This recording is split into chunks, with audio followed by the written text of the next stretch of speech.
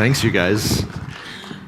First, Happy New Year's, but that song, that feeling, that coming through a New Year's time when was the most kind of emotional juice to make a change, to be able to come through that feeling like you can hold your head high. That's what we want to do in these next couple of weeks. In order to do that, I want to take you to a human story, a story that's, I think it's my story, maybe your story, but it happened 2,000 years ago. There's a guy named Peter and a guy named Jesus. Anyone heard of Jesus? Yes? Peter's one of his closest buddies. They're standing together. I don't actually know how it goes down, but essentially this is what happens. Peter says to Jesus, "I will never deny knowing you." And Jesus, his rabbi, his teacher, his best friend says, "Oh, yes, you will." Peter's like, no, I don't think it's, Jesus, you probably didn't hear me. "I will never deny knowing you." Jesus says, "Before the rooster crows, you looked on it 3 times. Let's put this into the context of New Year's. Peter's New Year's resolution is, "I will not deny knowing my friend, my teacher, my rabbi." Where do the New Year's resolutions land for you? This last couple of weeks, I've been asking everyone, "Hey, do you make New Year's resolutions?" A lot of people are just like, "No, it's garbage." You can tell this has not gone well. For the series, or for the message image, I used an image of the guy who's like, "My New Year's resolution is to, blow that all up and never follow anything." And yet we know from science that big changes create big motivation. So what's your New Year's resolution if you weren't jaded? We're going to talk more about that next week, but just sit with that piece. That's what this story is about. Peter makes a New Year's resolution that Jesus says, "I will not say to people that I don't know who you are." Doesn't seem really difficult, does it? Now, if you know the story, this is just before Jesus gets arrested by the powers of that time. So they arrest Jesus, they bring him into a compound, and Peter follows along into that compound. The story doesn't tell us how long later or how much later this is, but it feels like it's the next day. New Year's resolution, day 1. This is day 2. Now, let me just set the stage a little bit.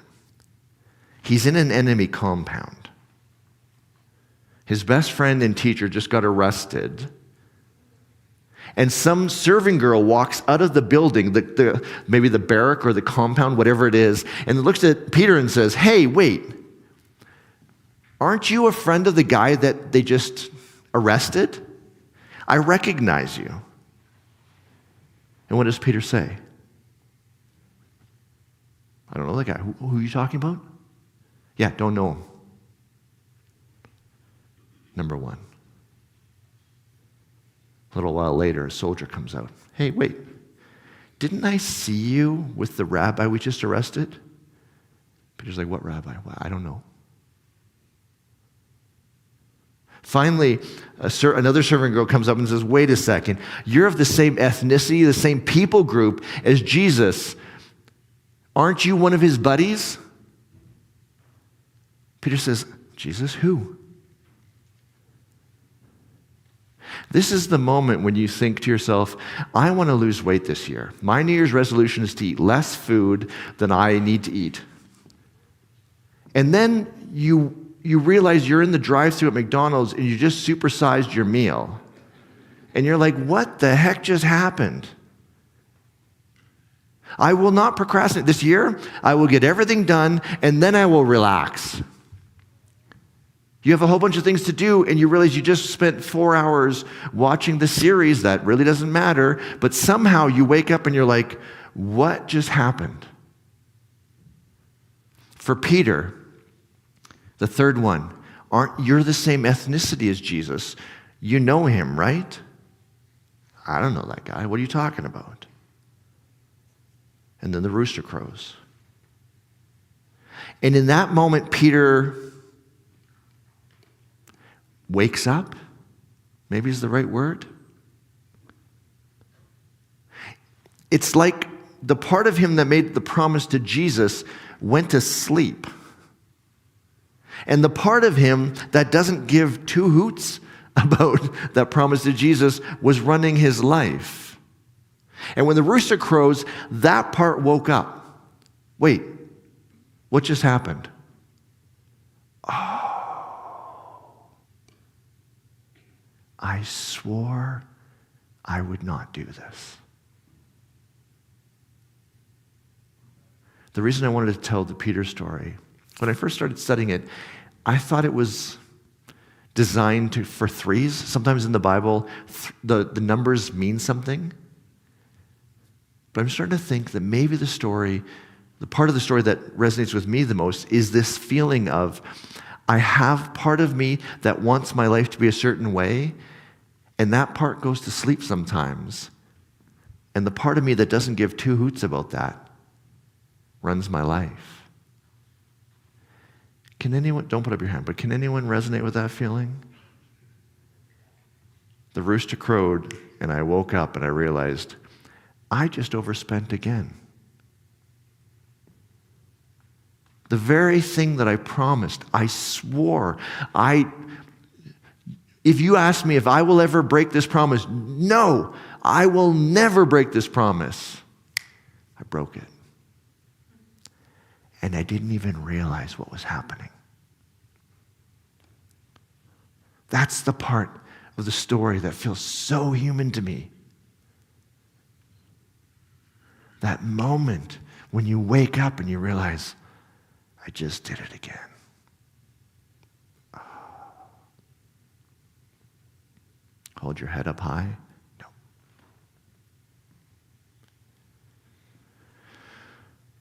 Today I want to show you why potentially this happens. But it's more than that. I want you to start seeing the pattern inside of you. In a perfect world, as you walk out, you'll learn your pattern, you'll figure it out, and you'll never have a screw up again. If you do, you're Jesus, and you showed up today. Thank you, Jesus, for showing up. For the rest of us, we're going to realize 3 weeks from now, oh, I just did it. And then over time, it's going to be 2 weeks till we realize it, then 1 week, then 3 days, then 1 day. And then you're going to have this moment when the pattern's about to kick in, and you're going to see it before you do something with it. Can you throw up the relationship model for me? We are fully in the I today. The reason we're here is because this whole thing, this whole journey that we're on as Friends Church, to inspire us to take water, it needs it needs a strong base. It needs us to be the healthiest versions of ourselves so we can sustain this healthy.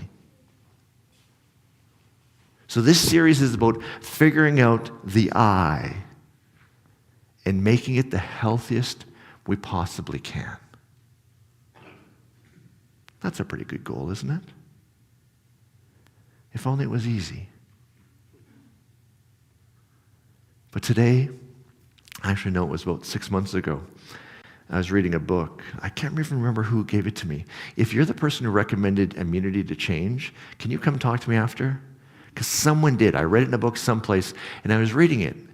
And I realized all of a sudden within the first chapter, oh, wait. This explains the Peter story. And this explains my story. And to do it, this book was written about 15 years ago before internal family systems. We've been talking about parts for the last year, right? This metaphor that says there's different parts inside of us that have different goals. I have a part that wants to work out. I have another part that absolutely does not want to work out. Like, if there's anything it wants to do, it's not work out. Anyone have those voices in your head? For me, I have to work out. The rule is if I'm done work and it's before 9 p.m., I have to work out. I don't work out in the mornings. I can't do that. You people are crazy if you do that. Get up at 5 to work out? Trevor, seriously. That's just wrong. I'm going to preach a sermon on that one day. For me, it's at night. So 9 o'clock, and it's this moment where it's like, my brain's like, it's 5 minutes to 9. Another part of my brain's like, if we just check 4 more emails, we could push it past 9. The other part of my brain's like, no, you're done. It's time to work out, dummy. But I was going to clean up the kitchen, right? Anyone have those? That's the peace, right? Peter has this part that's like, I will never, ever deny knowing Jesus. Jesus who? The metaphor of parts is a way to start seeing inside of what's going on. Immunity to change doesn't call it parts, but I realized very quickly, they're talking about parts. Now, here's the gold of this thing. How many of you have created some sort of resolution or a goal or something, and you conceive of it like a mountain? It's actually like Mount Fuji. There we go. Mark climbed Mount Fuji. It's basically a perfect angle up, right? It's not like this, it's like perfectly flat. So if you can walk up a hill for 7 hours straight without a break, you can get to the top of Mount Fuji. 7 hours? 9 total. Apologies, 9, 10. We conceive of our goals as this. If I have enough willpower to put one foot in front of the other, I will get to the top and I will achieve my goal, right? And then when we don't, what do we think the problem is? I don't have enough willpower. Immunity to Change says, and not for all your goals, but for very specific goals, and most of the ones we make around this time, they said, actually, this isn't how it works at all. Can anyone feel comfortable coming up on stage? Can I get 4 people to come up on stage for me? Just come up on stage. Anyone feeling comfortable? Perfect. Come up on stage. Yeah, thank you. Appreciate it. Okay, so I am going to have this as this is my part. Amy, you're going to be part of my part. I'm going to have this go around me, and you hold on to that part. Yeah, you stay right there. Actually, come closer to me. Come this way. Bryce, you're another part of me. You're also going to be around me. You hold on to those 2 ends. Yennefer, can you grab onto this too? We're going to wrap that around me, around my neck, because that's how it feels sometimes. Sarah, can I get you over here? I'm going to put this one around here. Okay. This is actually how they conceive of our inner life being. I'm thinking of climbing a mountain, right? So I have willpower, but as soon as I do this, you see what happens? Anyone feel this? I'm going to make a big change in my life. 2 months later, I'm right back here, perfectly in the center where I just was. Can you feel this? Wait, I'm going to make this change. I just need a bit more willpower. Come on. Okay, I didn't get enough sleep last night, and now I'm right here. This is how immunity to change says our inner life is going. And if all we're focused on is that goal, and we ignore these guys, we will be right back where we are very quickly. Amen? I like using amen. That's like so old school church, but I love it. Amen? Thanks, you guys. Appreciate it. Thank you.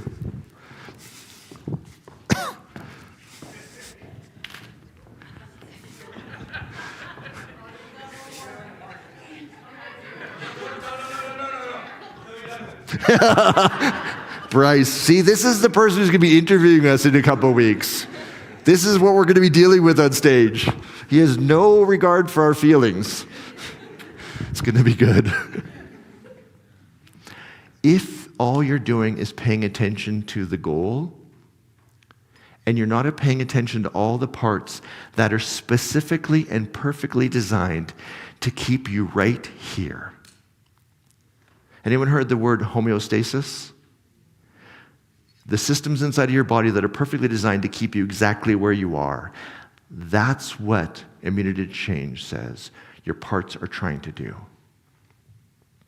You're focused here on the goal. You think it's willpower. It's all these people around you. If you don't deal with your parts, Immunity to Change says, you will not achieve your goal. Not because you're lacking willpower, not even because the goal's not good, but because those parts are perfectly designed to keep you right here. Does some of your New Year's resolution failures in the past suddenly make a little bit of sense? You 12-steppers know this already. I think it's 4. 4. 4, fearless moral inventory. Don't yell it out loud because I'm not supposed to out you, but I think it's number 4. If it's wrong, look it up. In 12-step, there's this thing that essentially says, find all your parts and start to deal with them. If you don't, your journey towards sobriety will be significantly more difficult, potentially impossible. When I read this in Immunity to Change, I was like, well, that sucks. I have a whole bunch of parts perfectly designed to keep me exactly where I am. Boo. Of course, you know how books are. The first chapter show you how it's broken. Then they make you read the next chapter to see how to fix it. That's the part I want to share with you today. How do you do this? If their metaphor is right, if we have parts all around us that are deliberately holding us in place, how do we make the changes that we need, that we want, that are important, that the people we love are saying, please? And they do it by creating a framework that's equal parts beautiful and troubling. I'll show you. Can you throw up the first table for me? They have this 4-part table that says, when you're starting to look at a change, ask yourself these 4 questions. And they're not just simple questions, but let's do it simply. First one, what's the change we want to make? That's easy, right? What's the thing we need to do or not do to make the change? I want to get more fit. I need to work out more. Easy peasy. Then, this is number 3 and 4, the ones where you start to realize the parts. What parts inside of us are committed to making sure we don't make the change? Just sit with that for a second. What if there's a part inside of you that is deliberately designed to stop you from making the change that you so desperately want to make? What if you can find that? The next one is, and this is the one we're going to go through. I'm going to take you through this with Peter. What do those parts believe? If you can see this, this is the thing that unlocks it. So let me show you how it works. Can you throw up the next one for me? The next table? Okay. So we talked about the story of Peter, right? Easy peasy. Story of Peter makes sense. What's the change Peter wants to make? Just yell it out for me. Not deny Jesus, not rocket science, right? What does he need to do to not deny Jesus? He needs to not tell anyone he doesn't know Jesus. This is the part where you're like thinking, this change should be so easy, right? So easy.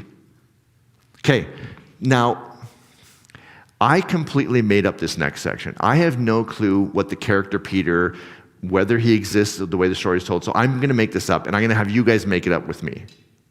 So when I thought, what parts inside of Peter are committed to breaking the very commitment he just made? Here's one I came up with. He's committed to be seen as a friend, or at least not an enemy, to the soldiers and the people in the compound, right? They're part of the Roman guard. He is an outsider. So when he's in there, he's like, I'm a friend. You should all like me. Does that make sense? Would that commitment go directly against? Does that make sense?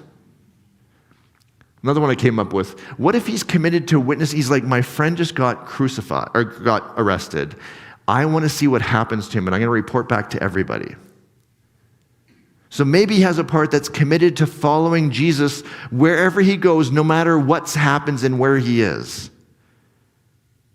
And he now thinks that I need to be a certain way in order to follow this through. I'm making this stuff up. So here's the bet. I have way more wise people sitting in front of me. So yell out, what do you think, what part inside of Peter, and again, we're making this up, we don't know, what part could be committed to going against the very thing he wants to do? Just yell out something for me. Fear. What's he scared of? Being arrested. Self-preservation. I sat down with my counselor one time after I had a big climbing accident and I got a stick through the back of my leg out the front of my leg. And I was like, can you help me overcome the fear of getting sticks shoved through my leg when I fall climbing? And she's like, no, that is healthy. It's like, you're not helping me at all, lady. No more you. Fear, right? I can't climb on a rope anymore because that fear is so strong in my head. Fear can overcome. You can make any kind of promise. You get fear, gone. That's intense fear. Yeah. Now let's look at a statement. You hold on. Anyone else have some ideas? We're going to come back to you, okay? Anger. He cut an ear off just shortly before that, didn't he? Okay. So he knows a bit more of the story. So we just had this section where the arrest happened. He grabbed a sword, cut off there's 4 different versions of the story. In one of them, he cuts off the ear of a servant, I think, or a retainer of the guards. We're not sure. Is it a guard? I thought it was a servant of a guard. Maybe there's 2 different versions. Anyways, cuts off. So maybe he's angry. Maybe he's in this compound kind of like, now, how would that go against denying Jesus? Would that be... Well, if you're committed to try to get to... If you're committed to try to get to... zealot about what you're angry. Okay. So there's this idea of zealotry, which means Peter is a person who's trying to overthrow the Roman government. And so he's now on a mission to get to the inner circle to get at somebody. Okay. So that could be a commitment. So he's on one commitment, Jesus, I'll never deny you. Another hand is like, kill all the Romans, I don't care.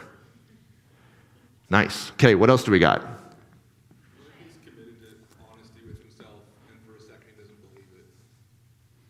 So I'm going to just say it out loud so people can hear it. What if he's committed to honesty with himself, but for a second he doesn't believe it? Did I hear that well? Yeah, he sort of lost faith in it himself for a second. He's lost faith in if you want to expand the metaphor, he's lost faith in his ability. Jesus' ability, his ability. There's something lost here. Could I say, and just see if I'm working with you. So he's like, I have one part that's like, I'll never deny Jesus. And another part that's kind of like, who am I? Like, that's not going to happen. I'm going to screw this up. I'm going to deny him. I'm going to do whatever. I always do this. That? Yeah, I think that's you're tapping into it. Yeah.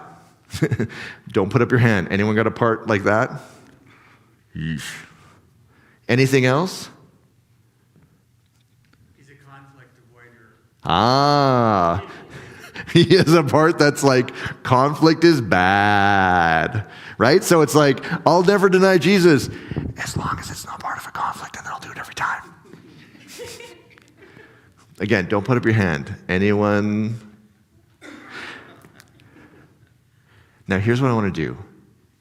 The 4th part of this model is, what do the beliefs, or what do the parts hold as beliefs? So I want to run back through what we said. So I'm going to go back through the fear. So we have a part that has fear. It doesn't want to be afraid. It doesn't want to be unsafe. What does that part believe about this core mission? What beliefs do these parts have? Well, there's 2 types. Okay. There's the one fear where Bryce was saying you lose your faith.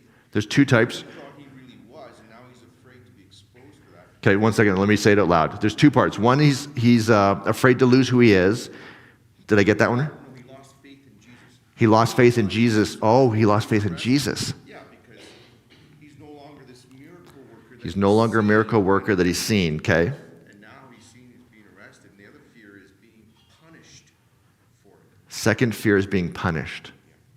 So the part has this belief that says, in this compound, if I say I'm with Jesus, I will be punished. If you hold that belief, what would you do if you were in that compound? That's sobering, isn't it? People pleaser. The part says, what is the belief of a people-pleasing part?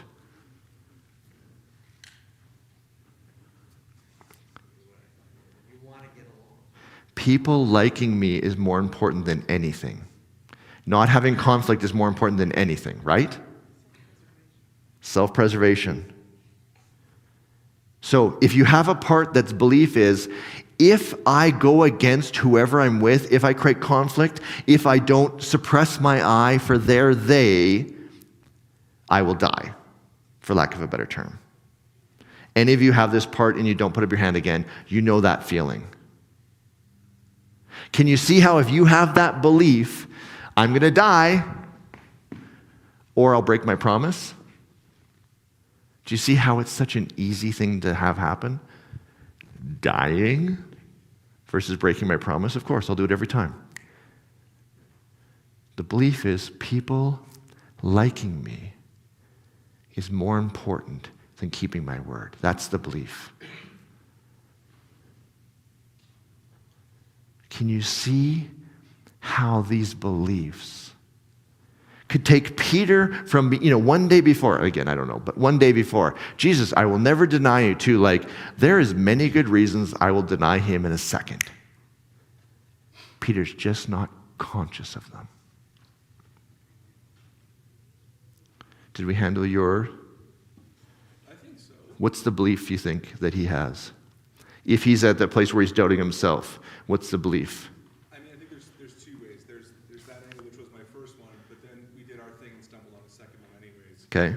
And I think the idea is if you lose faith in like the truth that you committed to, right, then it's like, well, what is even the point? I lose faith in the truth that I've committed to, therefore what's the point? Yeah, this thing that I'm doing, is the process even going to work? I'm not seeing immediate results. Right. You lose quote faith. Who works out at 7 or 9 p.m.? It's probably bad for you, right? That's just dumb. I should be working out in the morning. So if I'm going to try and work out in the evening, that makes no sense. I'm just not going to do it. Can you hear how the belief instantly undermines? Now let me just say the objection. This isn't for all goals. But can you see how it is for some? Can you see how it is for some inside of us? You came into this message going, well, how is Vince going to convince me about a New Year's resolution? Those are stupid. What I hope I showed you today through the story of Peter is that sometimes the reason we don't accomplish what we want is not because we lack willpower, but because the parts inside of us are perfectly set up to not let us change. So let me ask you this. Let's use the last one that we just did with Bryce. Actually, no, I'm going to use yours. People pleaser. Saying what the person wants me to say is more important than keeping my word. Let's just say that's the belief Peter has. What if we had walked Peter through this a week ahead of time? Peter, what are your internal beliefs? Well, I have this belief that not offending anyone, just saying whatever they want me to say, is more important than keeping my word. Okay, so you have that belief. Yes, okay, good. Do you remember it? Yes, I do. Every day I want you to wake up and say, oh, I have this belief and functioning in my head. What do I do? Now let's play out the story. Peter and Jesus are sitting together. Peter says, I will never deny you, Jesus. I will never deny knowing you. And the first servant girl comes out and says, wait a second, aren't you a friend of Jesus's? What do you think happens to Peter?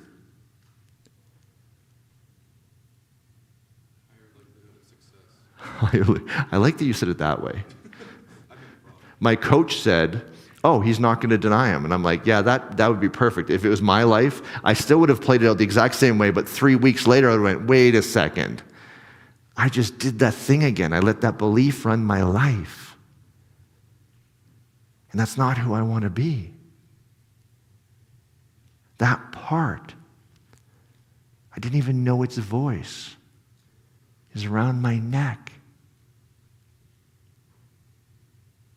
If Peter would have known the core beliefs that he has, the parts that he's not even conscious of, but how they're functioning in his life, could that have shifted how he would have fulfilled the promise that he made? For me, hell yes. So this message is a call for you to do the impossible. It's to become aware of what you're currently not aware of. That's why it's so hard. Those parts are functioning in me. They're so quick. I'm sleeping. They're ordering a Big Mac supersized. Can you feel that? The work now is to start finding our different parts. What part's going on in my head? And what is its belief? Because if it believes being more friendly to or having people like me is more important than keeping my word, you will not keep your word. Neither will I. The 12 steppers on that step 4. Find your resentments, find your parts, name them, heal them, deal with them. But first you have to see them. Some of us can do it by just watching. Oh wait, that just happened. What's the part saying? If you're really brave and you're partnered, ask your partner. They will know, and it will be accurate, and it will not feel good. Sometimes I ask my wife, and I'm like, can you not be so right? Like, oh, that one right in there. Oh. Ask people who know you well. What parts undermine my goals, and what do they believe?